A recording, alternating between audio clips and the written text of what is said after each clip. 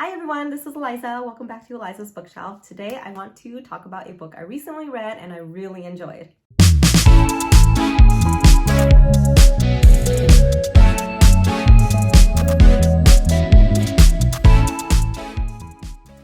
So today's book I want to review is Project Hail Mary by Andy Weir. Okay, so I loved this book, and I think what made it extra special is that my husband read it along with me.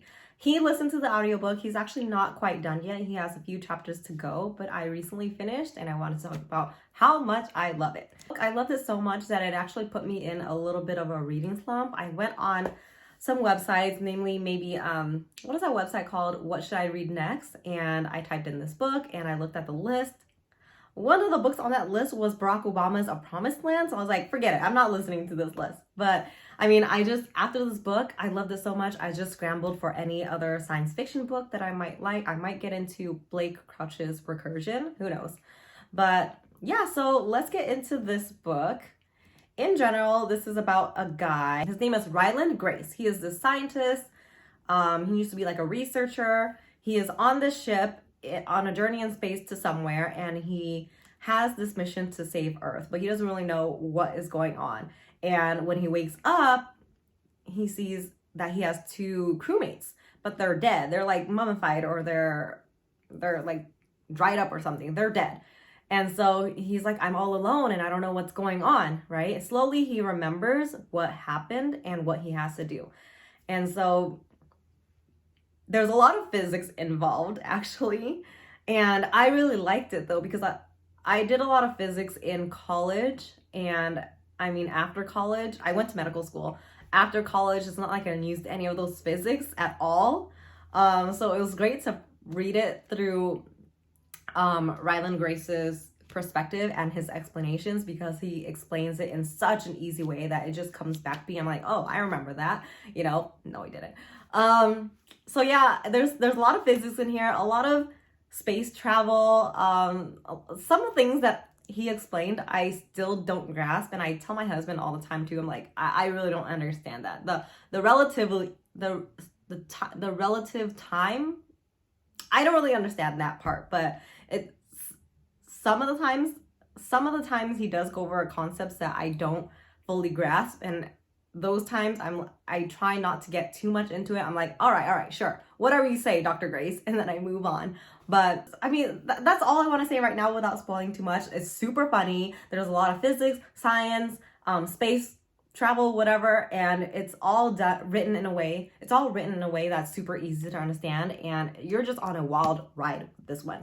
My husband would listen to the audiobook every morning on his walks, and so every morning I'd be like, so what spot are you at today, huh? What can we talk about? There was one morning I remember he came back from his walk, and I asked him, so where are you at now? And he said, oh, I didn't listen to it today. I listened to music instead. And I was like, and I was so sad.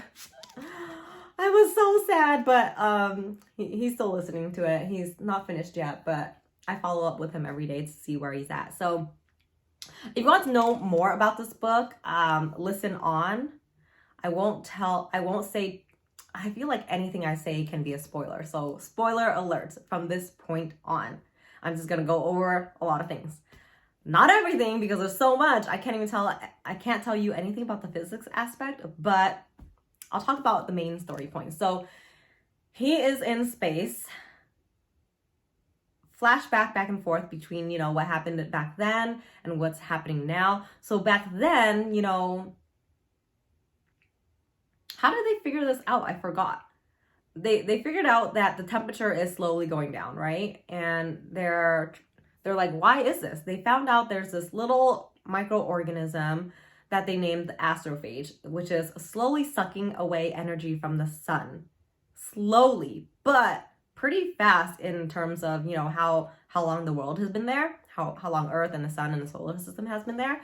So it's actually alarming. At this rate, the sun will lose enough energy and heat in that Earth will freeze over in about 16-20 years. It's catastrophic. It is crazy. And so they're trying to find out a way to stop it. they realize that these little astrophages are coming to the sun to collect energy and then going to Venus to breed.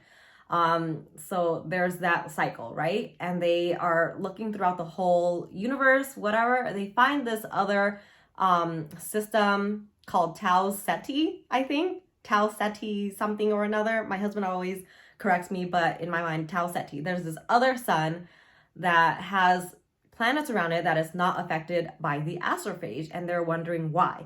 So they start up this whole mission to send scientists and engineers and things like that to this universe. I don't know if that is the correct term for it, but they're sending them to this far away, 13 light years away system so that they can figure out why they're not affected by this astrophage. And it's basically a suicide mission, right? They're going there, they're gonna die over there, but they send back the information back to Earth. And this, there's so much. Okay, so that's where Dr. Ryland Grace wakes up. He wakes up, he's been in a coma for years, right? He wakes up, he finds that his crewmates are dead, and he's arrived at this Tau Ceti.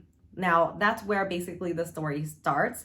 He arrives there and he's trying to figure out, why are these astrophage not sucking the life from the sun? And while he's there, he sees another big spacecraft. And this is where it gets so crazy, so interesting. There's this bigger aircraft or spacecraft, right? And through all this communication back and forth, he finally talks to this alien. So this is an alien book. I honestly had no idea what this book was about, but there's an alien involved that looks like a spider. He names this alien Rocky, and majority of the book they're trying to figure out how to communicate, right? Because Rocky does not speak English. So they're trying to find out ways to communicate, and they do it well. Eventually they are able to communicate without having to translate through computers and stuff like that. So they're trying to figure out that, and turns out this alien Rocky is there for the same reasons that Dr. Grace is there for as well. He comes from another solar system that is being affected by these astrophages, and he notices as well that this Tau Ceti place is immune. So they're trying to figure out why. And so they did figure out why. You'll just have to read the rest, but I'm not going to go too far out because that's spoiling enough as it is. So that's all I want to say. This book is just so great. I gave it 5 stars. It's my favorite book of the month so far, possibly one of my favorites of the year. I think it's just so awesome. I watched The Martian and I didn't read the book, but now I'm wondering if I should read the book. Is it as funny as Project Hail Mary? I'm not sure. If you read both, just let me know if The Martian is super funny too, but I just can't wait until this comes out. Apparently it's going to be a movie. So while I was reading this book, I was mentioning it to my cousin-in-law, and he told me, he was like, oh, I've heard about that. Where did I hear about that? And he looked it up, and they already are starting to make it into a movie. Dr. Grace is going to be played by, who is it? One of the Ryans, not Ryan Reynolds, Ryan Gosling. So Ryan Gosling is going to play the main character, Ryland Grace, which he's a little younger than what I imagined him to be in the book. I thought he was going to be older, but I already started reading the book before my cousin-in-law told me. So in my head, he still looks different. He sounds different, but I know my husband did say he imagined him as Ryan Gosling as he was listening to the audiobook.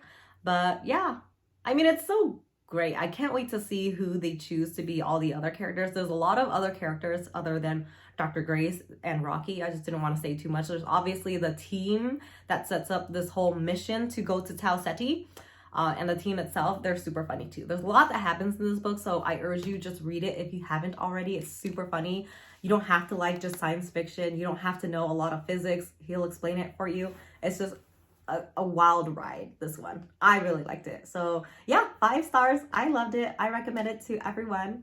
Hope you do read it. If you have read it, let me know what you think. And thank you for, again, sticking around for this review, sticking around to the end. Let me know in the comments below what you're reading so I can get some books to add to my TBR. But yeah, and thank you for joining me again. I'll see you next time. Bye.